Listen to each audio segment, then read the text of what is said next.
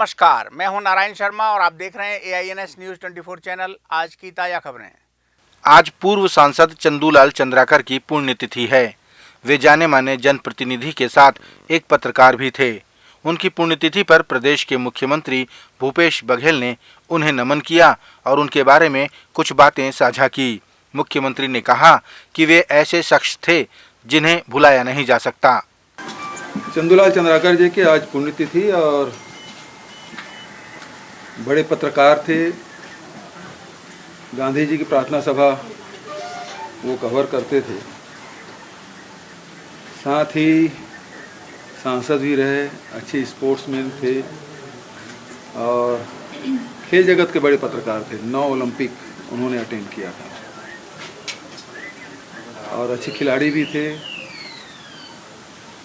अच्छे सांसद के रूप में हम लोग सब जानते हैं। हमारे दुर्ग लोकसभा के सांसद भी रहे, केंद्रीय मंत्री रहे, राष्ट्रीय महासचिव रहे राजीव जी के साथ।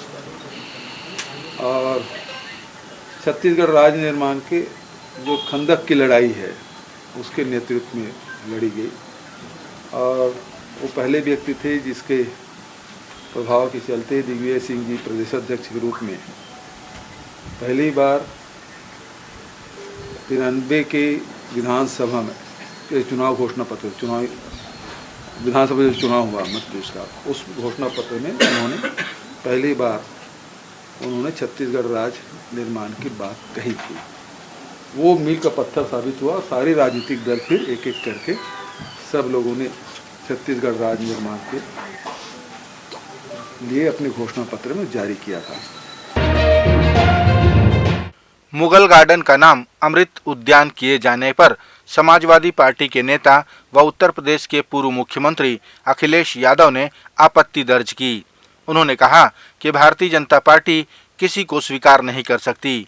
अखिलेश ने सभी स्थानों और शिक्षण संस्थाओं के नाम भी बदले जाने का कहकर तंज भी कसा। मैं तो कहूँगा इस एक्सप्रेसवे का नाम भी अमृत एक्सप्रेसवे कर दो और हो सकता है कि हमारा आपका नाम भी अमृत कर दिया जाए। इससे भी बड़ा सवाल है,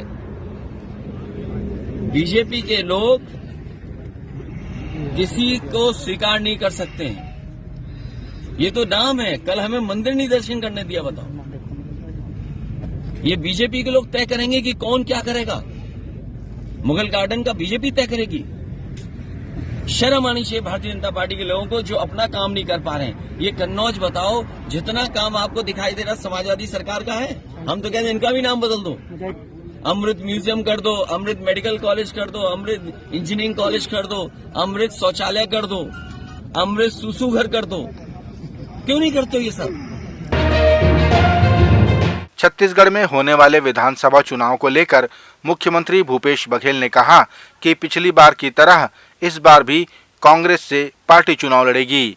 भारतीय जनता पार्टी को लेकर उन्होंने कहा कि अगर 2018 में पिटे हुए चेहरों को भाजपा सामने करेगी तो फिर मात खाएगी। मुख्यमंत्री ने भाजपा के कुछ नेताओं के नाम लेते हुए कहा कि इनके अलावा उनकी पार्टी में और कोई नहीं है। और वही चेहरा फिर से हैं, चाहे वो कोई चेहरा न हो, सामूहिक नेतृत्व में लड़े तो चेहरा कौन सा है? रमन सिंह का चेहरा कौन सा है? ब्रिजमोहन का चेहरा कौन सा है? अमर अग्रवाल का चेहरा कौन सा है? राजेश मुणत का। यही चेहरे थे जो 2018 में पीट गए और वो चेहरे फिर सामने रखेंगे। उसके अलावा उनके पास है क्या? संसार में व्याप्त बुराइयों को दूर करने प्राचीन पद्धति का उपयोग करते हुए महासमुंद में 108 कुंडीय गायत्री महायज्ञ का आयोजन किया जा रहा है, जिसमें गायत्री परिवार समेत नगर के सैकड़ों महिला पुरुष शामिल होंगे। गायत्री परिवार के ललित मेश्राम ने बताया कि इस विशाल यज्ञ का आयोजन 25 सालों बाद किया जा रहा है और इसमें लगभग 100 क्विंटल लकड़ी का उपयोग किया जाएगा। उद्देश्य तो एक ही है कि संसार में जो भी बुराइयां आज पनप रही है तो उसको हम अपने जो प्राचीन जो संस्कृति है, भारतीय संस्कृति, तो परम पूज्य गुरुदेव ने उस प्राचीन ऋषि परंपराओं को फिर से जागृत करने के लिए ये यज्ञ और गायत्री का विधान को चुना है। राजधानी रायपुर के बूढ़ा तालाब धरना स्थल को दूसरी जगह शिफ्ट किए जाने को लेकर आंदोलन पिछले 3 वर्षों से चल रहा है। इसे लेकर कलेक्टर और महापौर की अध्यक्षता में कई बार बैठकें भी हुईं, लेकिन कोई स्थान तय नहीं हो पाया। लेकिन अब 2 स्थानों पर सहमति बनती नजर आ रही है, एक तो शड्डू और दूसरा नवा रायपुर। बुधवार को महापौर ने एक प्रतिनिधि मंडल के साथ कलेक्टर से मुलाकात की और जल्द से जल्द धरना स्थल शिफ्ट कराए जाने की मांग की। धरना स्थल नया रायपुर में या फिर उसके 1-2 ऑप्शन हमने दिया है, मगर 3 दिन के अंदर नहीं हुआ तो हम लोग इसमें जाके वहीं पर जाके सब धरना स्थल को हम लोग खाली कराएंगे। और मुझे लगता है कि इसमें थोड़ा सा हम लोग को, क्योंकि हर चीज़ को हमें राजनीतिक चश्मे से नहीं देखना चाहिए, क्योंकि ये शहर की जवाबदारी है, एक सभ्य नागरिक होने के नाते हम सबकी भी जवाबदारी है, क्योंकि हमारी भी बहन पढ़ती है, हमारी भी भतीजी पढ़ती है, ऐसे कई सारे लोग हैं जो वहाँ से आना जाना करते हैं। इसलिए देखिए, मैं तो पहले कह दिया कि ये 3 दिन में अगर नहीं हुआ तो हम ही लोग जाके वहाँ से सब लोगों को हटाएंगे, क्योंकि वो जगह तो निगम के अंडर में आती है और सबसे ज़्यादा परेशानी का सामना हमको करना पड़ता है। आज हम लोग का इंडोर स्टेडियम अगर आज पूरी तरीके से अगर वो सक्सेस नहीं हो पा रहा है, आज अगर वो चल नहीं पा रहा है, जिसका मेंटेनेंस हम लोग को लगातार भरना पड़ रहा है, महीने का 50 लाख रुपया मतलब जो हम लोगों को वहाँ पर नुकसान हो रहा है, तो उसका कहीं ना कहीं सबसे बड़ा कारण धरना स्थल है। धरना स्थल हट जाएगा तो सबसे ज़्यादा आसानी, सबसे ज़्यादा जो मतलब वो है स्मूथनेस, वो हम लोगों को मिलेगी। हम लोगों के लगातार जो इंडोर स्टेडियम, आउटडोर स्टेडियम वो लगातार जाने लगेंगे तो हमारा जो एक सोर्स ऑफ इनकम भी बढ़ेगा। पिछले दिनों छत्तीसगढ़ के मुख्यमंत्री भूपेश बघेल ने राजस्व प्रकरणों के निपटारे में तेजी लाने के निर्देश जारी किए थे, जिसे लेकर भारतीय जनता पार्टी के प्रवक्ता देवलाल ठाकुर ने आरोप लगाया कि 4 साल बाद राजस्व प्रकरणों के निपटारे में इतनी तेजी क्यों दिखाई जा रही है। उन्होंने कहा कि कहीं मुख्यमंत्री अपने राजस्व प्रकरणों के निपटारे की बात तो नहीं कह रहे। आज 4.5 साल हो गए, किसान, मजदूर, आम आदमी नामांतरण, खाता बटौनी, सीमांकन के लिए पटवारी एवं तहसीलदार के चक्कर काट रहे हैं, बिना भ्रष्टाचार किए वो काम नहीं कर रहे हैं। आपके संरक्षण में, कांग्रेस सरकार की संरक्षण में 4.5 वर्षों तक ये कार्य होते रहा।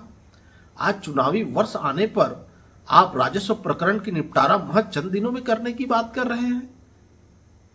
ये जनता को स्पष्ट करना होगा कि जनता के राजस्व प्रकरण की निपटारा की बात कर रहे हैं या अपने राजस्व प्रकरण की निपटारा की बात कर रहे हैं। छत्तीसगढ़ के कर्मचारियों के एनपीएस के 17,000 करोड़ रुपए केंद्र सरकार के पास हैं, जिसके डूब जाने की शंका प्रदेश के मुख्यमंत्री भूपेश बघेल ने जाहिर की।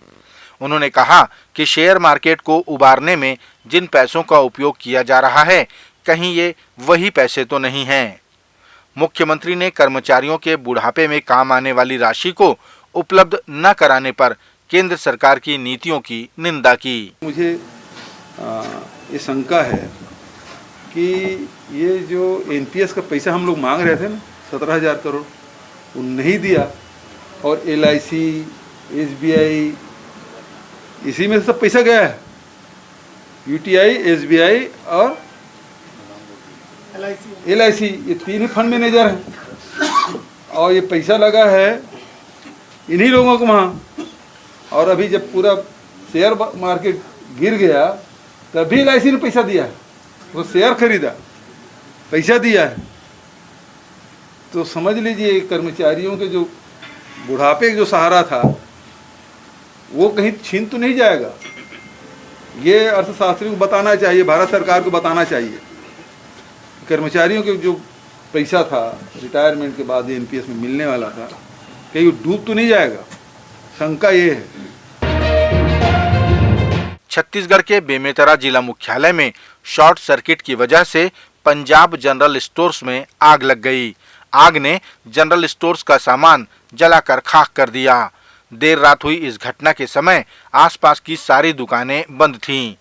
पहले लोगों ने ही आग बुझाने की कोशिश की, लेकिन बाद में अग्निशमन विभाग की मदद लेनी पड़ी। ये थे आज के प्रमुख समाचार। आप देख रहे थे AINS न्यूज़ 24 यूट्यूब चैनल। कल फिर मिलेंगे ताज़ा तरीन समाचारों के साथ। तब तक रोजाना की ताज़ा खबरों के लिए आप हमारे लोकप्रिय यूट्यूब चैनल AINS न्यूज़ 24 को सब्सक्राइब, लाइक और शेयर करना ना भूलें। नमस्कार।